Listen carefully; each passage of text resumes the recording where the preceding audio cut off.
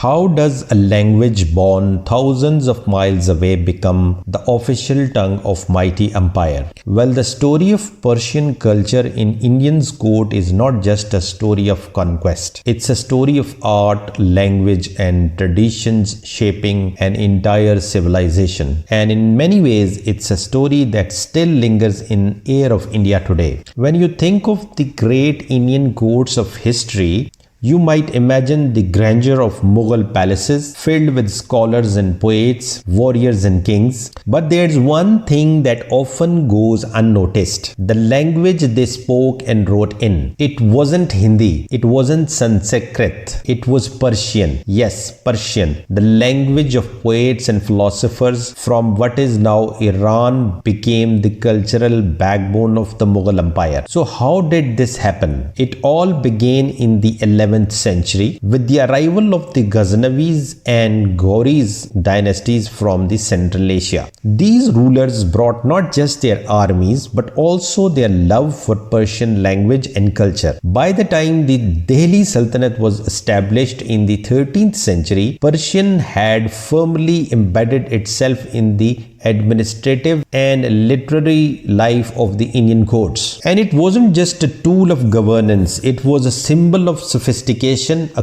cultural badge of honor. But it was the rise of the Mughals in the 16th century that the Persian culture truly takes center stage in India. The Mughal emperors, themselves of Central Asian origin, were deeply influenced by the Persian traditions. Babur, the founder of the Mughal dynasty, grew up speaking Persian, and his love for Persian poetry and prose shaped the future of his empire. Now let's fast forward to Akbar, the third Mughal emperor. Here's where the things get even more interesting. Akbar wasn't just a conqueror, he was a visionary. While he was illiterate, he had a profound respect for the knowledge and culture, surrounding himself with scholars, poets, and artists, most of whom communicated in Persian. Under Akbar, Persian became the official court language and the arts flourished like never before. Persian wasn't just a language of a state, it was the language of the heart. Poets like Amir Khusro, often called the parrots of India, wove the Persian words into their verses, blending Indian themes with Persian forms. In fact, Khusro created a new style of poetry that merged Persian ghazals with the Indian classical music.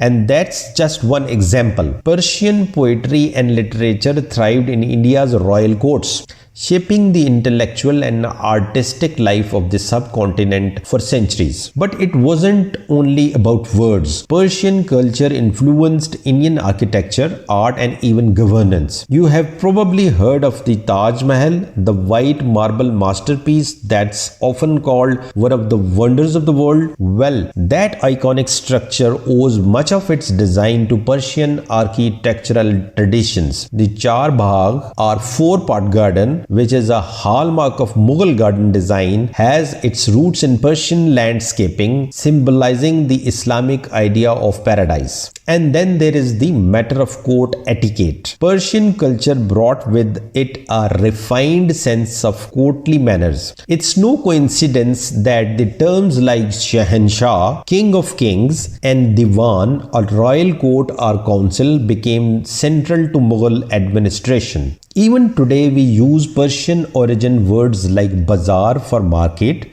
or safar for journey. The Persian influence on the language of India is so deep that we barely notice it anymore, but it's everywhere. But here's where it gets even more fascinating. Persian wasn't just for the elite. Over time, as more and more people engaged with the language, it filtered down through society, blending with local dialects and creating what we know as Urdu today. Urdu itself is a product of the interaction between Persian, Arabic, Turkish, and local Indian languages. So in a way, the language you hear spoken in Bollywood films or in the streets of Delhi is a living legacy of Persian culture in India. Of course, as all empires do, the Mughal Empire eventually declined. By the 18th century, British colonialism was on the rise, and and Persian began to lose its prominence in the Indian courts. Yet the legacy remained. Persian was no longer the language of administration, but its influence on the Indian art, literature, and society was undeniable. And here is a little twist. Many of the words, phrases, and cultural practices that entered Indian through Persian are still alive and well today. Think about the mushairas,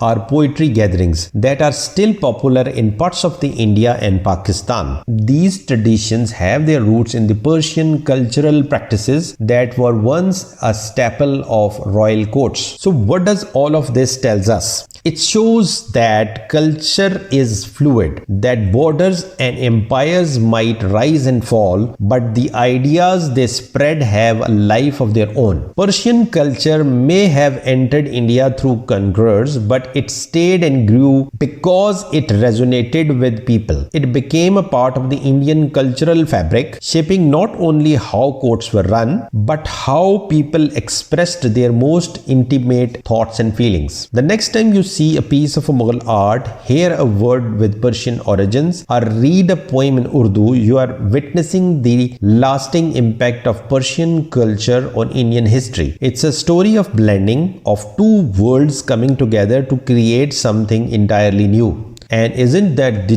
true beauty of the history? History isn't just about battles and kings. Sometimes it's about the quieter, more lasting influences. The words we speak, the poems we write, the way we see the world. Persian culture might have entered India centuries ago, but its echoes are still with us today. What other cultural exchanges have shaped the world as we know it? It's a question worth reflecting.